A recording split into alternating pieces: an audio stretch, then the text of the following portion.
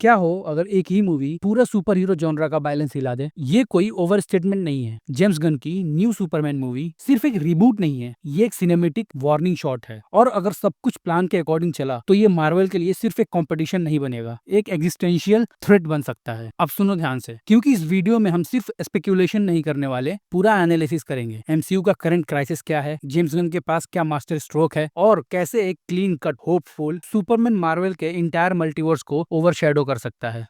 अब ऐसा लगता है जैसे सुपर हीरो मूवीज का ट्रेंड काफी कम हो गया है। मार्वल के फैंस बोर हो चुके हैं, डीसी के फैंस कंफ्यूज्ड हैं, पर 2025 का मिड ईयर एक क्रॉस रोड बन चुका है। जेम्स गन, जिसे लोग गार्डियंस के फनी डायलॉग्स के लिए जानते हैं, अब डीसी स्टूडियोज का गॉडफादर बन चुका है, एज यू नो। और उसका पहला कदम सुपरमैन। पर ये कोई रैंडम रिबूट नहीं है, ये एक रीसेट बटन है, और टाइमिंग बिल्कुल सर्जिकल प्रिसीजन के साथ। एमसीयू डाउन है, ऑडियंस फटीग, लो बॉक्स ऑफिस और फैन फ्रस्ट्रेशन के बीच में अगर डीसी एक hope driven well crafted film लाता है तो समझ जाओ टेबल्स आर टर्निंग। लेकिन पहले ये समझना जरूरी है कि एमसीयू का डाउनफॉल कहां से स्टार्ट हुआ। तो इन्फिनिटी सागा के बाद सबको लगा कि मार्वल अनस्टॉपेबल है, लेकिन फिर आया फेज 4, फेज 5 और ऑडियंस का भ्रम टूट गया। द मार्वल, सबसे लो ग्रोसिंग एमसीयू फिल्म, सिर्फ $205 मिलियन। क्वांटिमिनिया 200 मिलियन के बजट पे अर्न किया $476 मिलियन, मतलब मार्जिन बहुत कम। 2023 के दो बड़े एमसीयू फिल्म्स ने डिज्नी के लिए पैसा गंवाया पहली बार। अगर तुम फेज वाइज एवरेज भी देखोगे तो फेज 1 635 मिलियन पर फिल्म, फेज 2 $878 मिलियन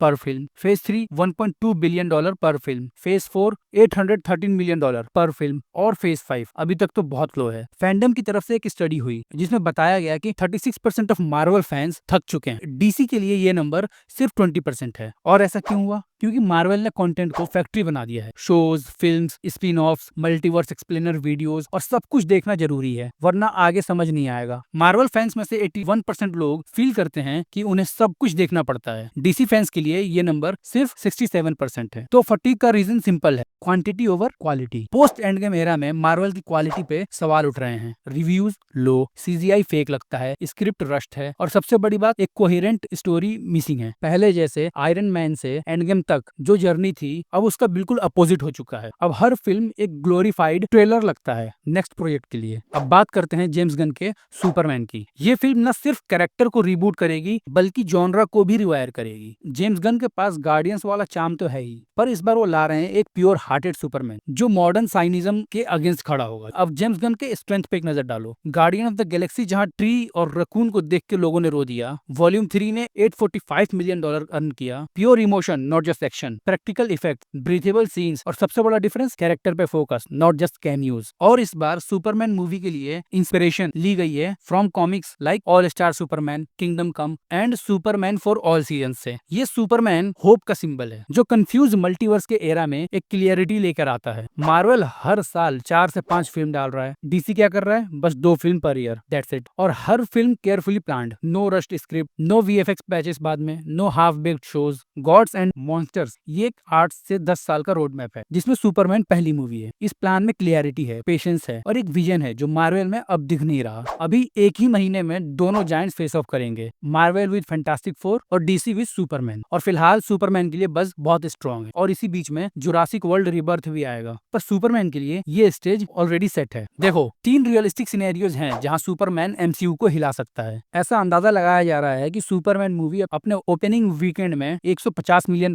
से ज्यादा कमा सकती है, और लाइफ टाइम अर्निंग उसकी $800 मिलियन प्लस हो सकती है। और अगर ये होता है तो सुपरमैन नया कल्चरल आइकन बन सकता है, जैसे कभी आयरन मैन बना था। अभी ऑडियंस भी फ्लिप हो रही है, people preferring Superman's hopeful tone over Marvel's confusing multiverse. Marvel ने भी काफी कुछ रीस्ट्रक्चर किया है, जैसे फेज 6 4 से 5 फिल्म का प्लान से घटा के 2 से 3 कर दिया है। डिज्नी प्लस शोज 4 शोज से घटा के 2 शोज पर ईयर कर दिए हैं। रॉबर्ट डाउनी जूनियर को वापस लाया गया as Doctor Doom. Theatrical focus वापस ला रहे हैं, और कैरेक्टर ड्रिवन स्टोरीज पर ध्यान देना शुरू किया है। बट क्वेश्चन ये है कि क्या ये सब कुछ थोड़ा लेट नहीं हो गया? अगर सुपरमैन सक्सेसफुल होता है तो एंटायर सुपर हीरो इंडस्ट्री का मूड बदल सकता है। स्टूडियोज फिर से ऑप्टिमिज्म और क्लियर वैल्यूज पे फोकस करेंगे, कॉम्प्लेक्स इंटरकनेक्टेड वेब की जगह सिंपल पावरफुल स्टोरीज लाएंगे। स्पेक्टिकल से ज्यादा इमोशन और क्लियरिटी को वैल्यू मिलेगी, और उस पॉइंट पे मार्वल को सिर्फ कंटेंट फैक्ट्री के रूप में देखा जाएगा, और डीसी बन सकता है क्रिएटिव लीडर। जेम्स गन का सुपरमैन एक गैम्बल नहीं है, ये एक परफेक्टली स्ट्रिक्टली कैलकुलेटेड रिस्क है। मार्वल जहां सेल्फ डाउट और डिक्लाइन फेस कर रहा है, डीसी वहां एक इमोशनल, क्लीन और सिनेमेटिक सुपरमैन लेकर आ रहा है। और सब कुछ सक्सेसफुल हुआ तो ये फिल्म सुपर हीरो जॉनरा का डायरेक्शन परमानेंटली चेंज कर देगी और मार्वल शायद उसे फिर से शुरू करना पड़े ग्राउंड जीरो से। Because July 2025 it's not about just a box office battle, it's a battle for the soul of the superhero cinema. अगर आपको वीडियो पसंद आई हो तो प्लीज वीडियो को लाइक करें और प्लीज चैनल को सब्सक्राइब करें।